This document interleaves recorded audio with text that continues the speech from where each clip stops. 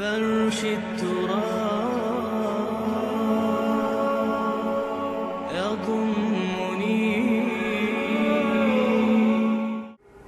اعلان بالفور 1917 یہودی آباد ہونے شروع ہو گئے، اور اصل میں اسی کے لیے خلافت کو منسوخ کرایا گیا.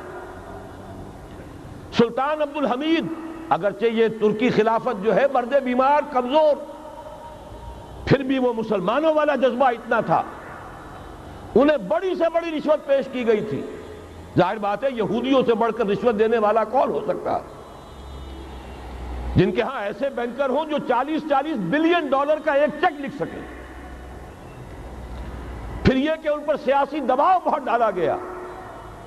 انہوں نے جب تک خلافت عثمانیہ برقرار رہی یہودیوں کو فلسطین میں آباد ہونے کی اجازت نہیں دی، کہ جو معاہدہ کیا تھا حضرت عمر نے رضی اللہ تعالی عنہ، خلیفہ ثانی نے، خلیفہ راشد نے، ہم اس کے پابند ہیں اور ہم یہاں یہودیوں کو آباد ہونے کی اجازت نہیں دیں.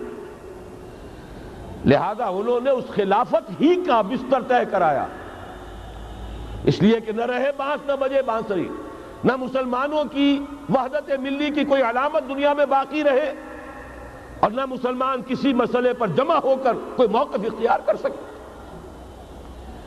اعلان بالفور کے نتیجے میں آباد کاری شروع ہوئی. 1948 میں اسرائیل قائم ہو گیا، معجزہ ہو گیا. 1967 میں اس کی توسیع ہو گئی.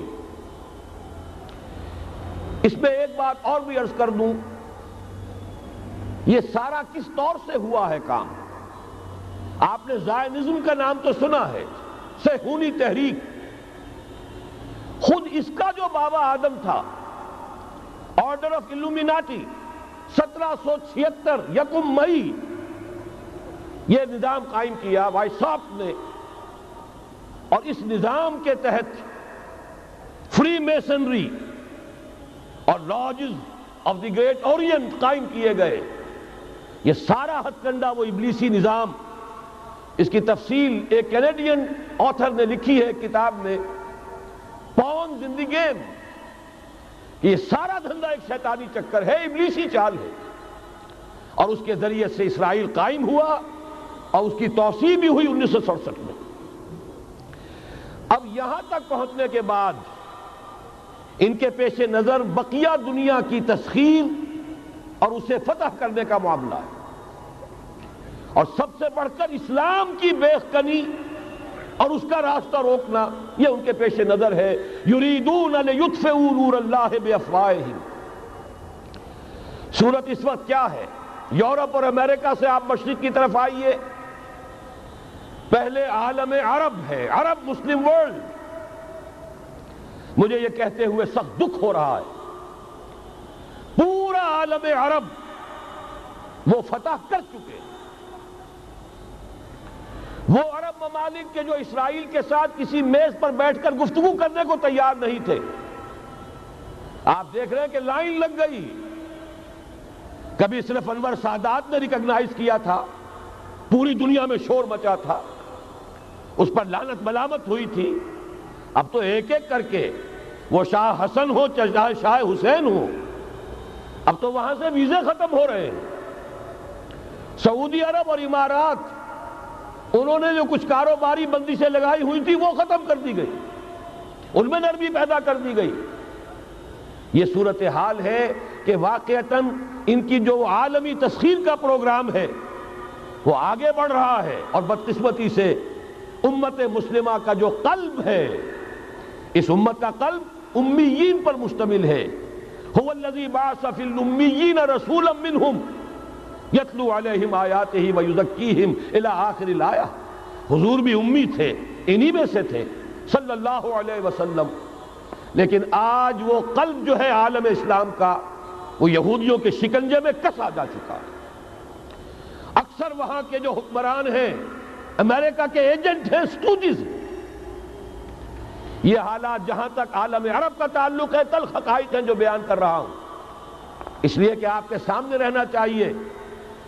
یہ جو اقبال نے کہا کہ دنیا کو ہے پھر مار گئے روح و بدن پیش، ابلیس نے پھر اپنے درندوں کو ابھارا اللہ کو پامردی مومن پہ بھروسہ، ابلیس کو یورپ کی مشینوں کا سہارا، یہ دوبارہ ایک بہت بڑے پیمانے پر حق و باطل کا گھمسان کا رنگ پڑنے والا ہے۔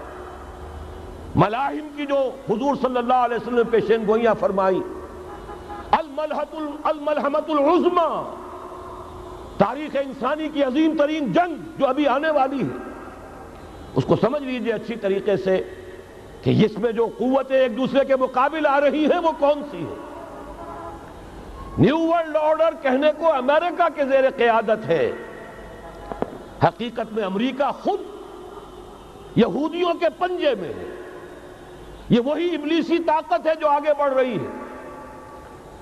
عالم عرب کو فتح کرنے کے بعد اب ان کے پاس اگلا عالم اسلام کا حصہ ہے، غیر عرب مسلم ورلڈ۔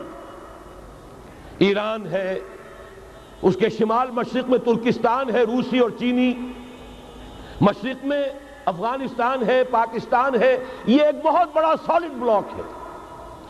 اس کے بعد اگرچہ ہندوستان آتا ہے، بھارت، ظاہر بات ہے کہ وہاں مسلمان اقلیت میں ہیں سوائے کشمیر کے، لیکن یہ نوٹ کیجئے کہ وہاں بھی کم سے کم 15-18 کروڑ مسلمان موجود ہیں۔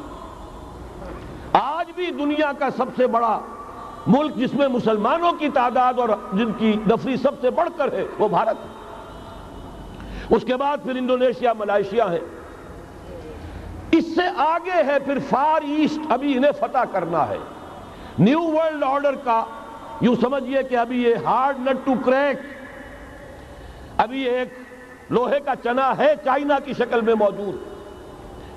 اور مجھے یاد آ رہا ہے ڈی گال کے الفاظ بہت سے لوگوں نے سنے ہوں گے، اس نے کہا تھا کہ ہم نے خام خواہ روس کو اپنا دشمن بنا لیا ہے، وہ تو ہمارا بھائی ہے، وائٹ ریسس، وہ تو بنیادی طور پر یورپین قوم ہے۔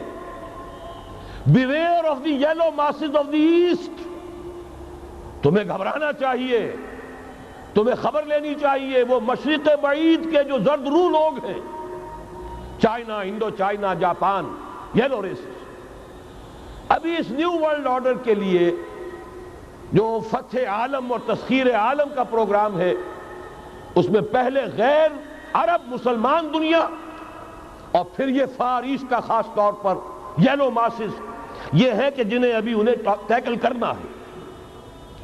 اور اسی لیے میں عرض کرنا چاہتا ہوں، حقائق ہمارے سامنے رہنا چاہیے۔